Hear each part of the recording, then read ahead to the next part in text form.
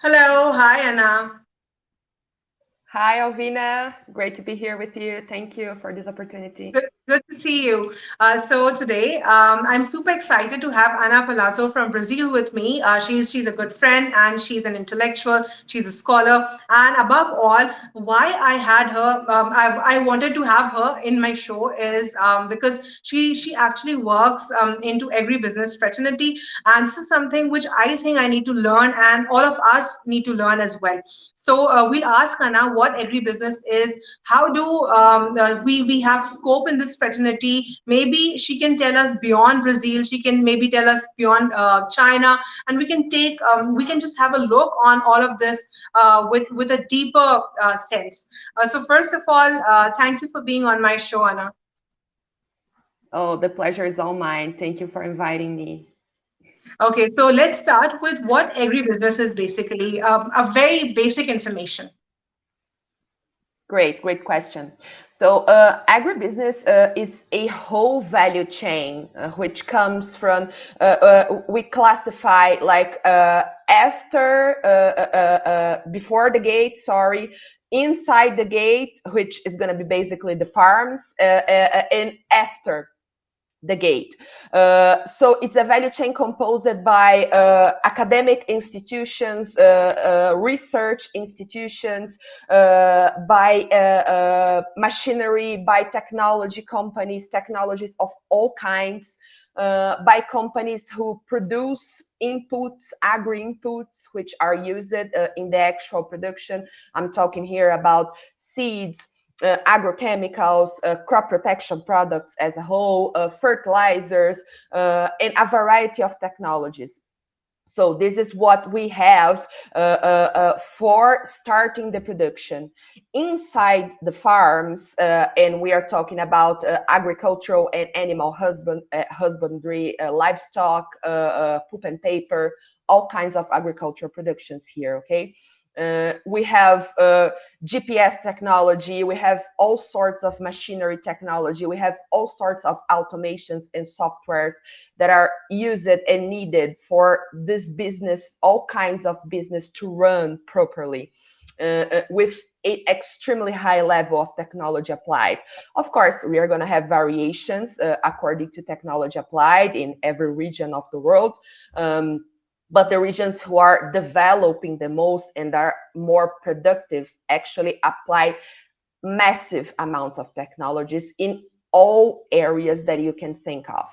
And then when you actually leave the gate, let's point out like that, you have another sort of industries which are dedicated to commercial activities, to business relations, to international markets activities. So I hope I gave an explanation that agribusiness is a whole world Okay. of value So chain. I'm curious to know, do you believe that there is some strong development in last decade in agribusiness? Do you see any development in a last decade? Oh, a massive development, not only in the last decade, but for give you an example, I am an agronomist from Brazil. So for giving you an example from Brazil, in the past 40 decades, for example, we grew productivity, yield by over 200%, and planted area grew by only 60%. So there's pretty much no way of doing that with the development of technology in every area that you can think of. Oh, okay. Because if you actually And needed, Anna, have you being an person from agribusiness who's such fraternity? Do you keep an eye on multiple different states, like what their technology they're moving and how they're evolving? Do you have a strict check and balance on a lot of states, or just stay along like composed on Brazil and China, or maybe some other states which are friendly with Brazil? well, China also developed their agribusiness hugely. You know, China has to feed over 20% of the population in the world with only 90% of agricultural land. So this is an extremely huge challenge. And China has been developing pretty well.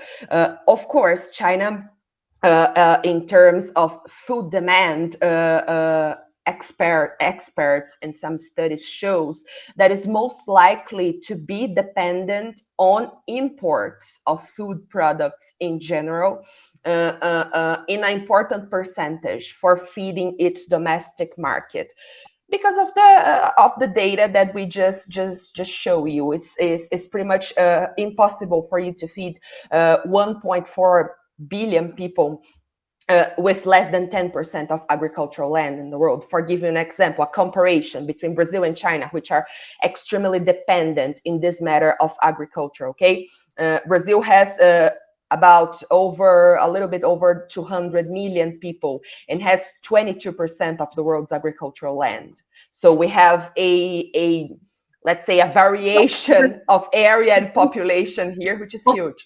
So Anna, Brazil and China are already in cooperation with like together. They're already in cooperation and they're working on agribusiness, right? And which other states you believe they're probably in good contact or in good terms with Brazil when it comes to agribusiness? Yeah, that's a great question.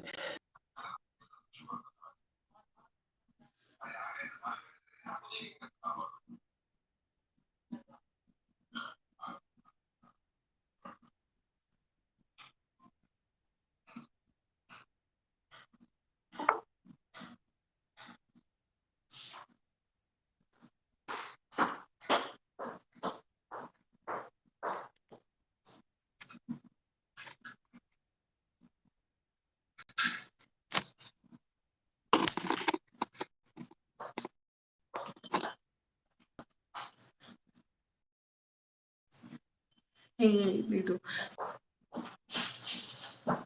Anna, I can't hear you. Anna, are you there? I lost your voice. I don't know why. You hear me better now? Oh yeah. I don't know what happened. All of a sudden, these technical things happen. Yeah. I'm sorry.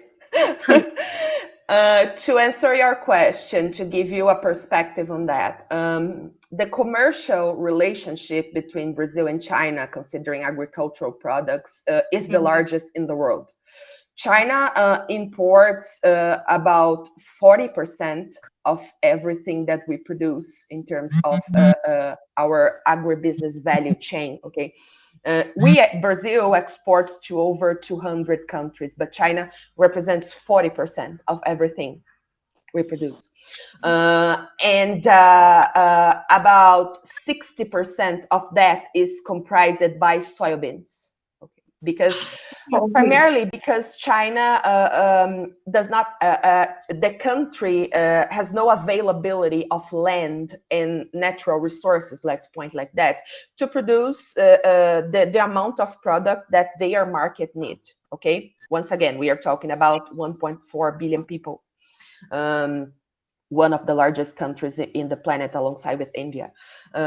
So they don't have available land and natural resources to produce in a huge scale, such as the case of Brazil and also the US and Argentina and other, those are the major producing countries in the world. So they are the balance of trade is huge.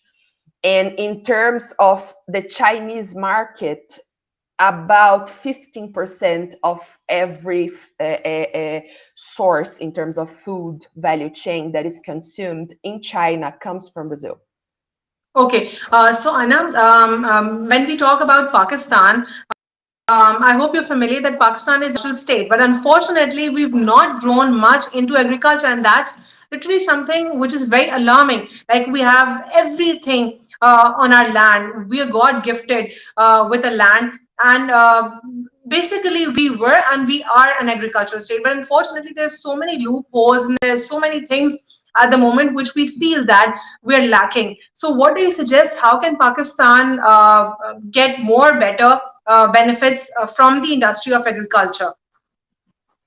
Well, that's a great question because following the example of Brazil, Brazil is positioned today as top three of producing and exports of major agricultural value chains. I'm talking about meat, I'm talking about grains, I'm talking about cotton as well, coffee, sugar, orange juice, you name it. What made it possible for us to achieve these results? The increase of yield and comparison with land that we just mentioned here was the development of technologies that were pretty much proper to our environment. Brazil is a tropical country. It's located in the tropics. Of course, we have a huge territory, and we are going to have variations inside of our territory, but we are basically classified as a tropical country. And from that, institutions, public and private institutions here in the country partnered throughout decades to develop proper technologies for our countries, for our country. I'm talking here about specific varieties of corn and soybeans, and in some cases wheat as well, and cotton and sugarcane. I'm talking here about proper operational models for our system. Just to mention one, will be a system that integrates livestock, crops, and forestry, which we called in Portuguese, it's called Integração Lavoura Pecuária Floresta. And to translate to English terms, is a system that integrates major three main business: forestry, crops, livestock. This optimizes territory and brings a system that is not only more profitable, but also more sustainable. So in the case of Pakistan, for example, I think the massive investments in developing technologies that are going to fit exactly the reality that you have in your country would benefit the whole country, not only the agribusiness value chain, because it generates jobs and technology and higher per capita income. Unfortunately, like if I tell you the crisis which we have is what I personally believe is basically a long-term policy. Our politicians lack long-term policy, number one, and number two, they're not working with technology and innovation. That is why they're not trying to make most of agriculture the way which we should have been already doing it. But unfortunately, we're not doing better in agriculture, despite of the fact that we're an agricultural state, and that's an alarming situation. But what particular things would you suggest, looking at the condition of Pakistan? Like we've all these seasons available with us. We have a lot of huge territory. We have water. We have everything which is needed and required for a best agricultural state. But still, we're not progressing the way which is required actually. Well, as I told you, models that optimize area and natural resources are extremely likely to bring more development to this market. Okay, if you can optimize the amount of crops and business that you run in one area, this is most likely for you to increase your incomes and diversify your risks in terms of farm level. Okay, we can have, of course, the public policy level is extremely important and extremely relevant, as you also mentioned, and without that things get harder to develop. But going to a more macro level, if you can optimize the amount of businesses that you run in one area, this can generate a higher income and reduce the risks that you have in agribusiness, which are high. Okay, if you consider the weather, that is something that you can predict in a certain level, but it's something that you cannot control. So this is the higher risk that we have in agriculture, alongside with pests and disease, of course. And do you believe that politics matter a lot in agribusiness? Yes, I do. I'm not talking here about subsidize in particular, because I don't believe that a highly subsidized sector can be highly competitive and productive. I'm talking here about policies that are going to facilitate the generation of business and the generation of jobs. This is what I think the public policy can make the difference, if makes sense to you. Okay. Be sustainable and long term rather than being Yes. Yeah, and they don't have okay. to have the objective of protecting. Okay, they have to have the objective of boosting efficiency. This is the Okay. main point in public policy, in my point of view. And I know I've not seen so far a great cooperation between Pakistan and Brazil in terms of agribusiness or some other avenues. What do you suggest? How can Pakistan and Brazil have better and strong bilateral ties? What do we need to do, both of the states, for that? Oh, that's great to think about, just to give you an example between Brazil and China, for you to have an overview. There are some research centers open in Brazil and China in partnerships.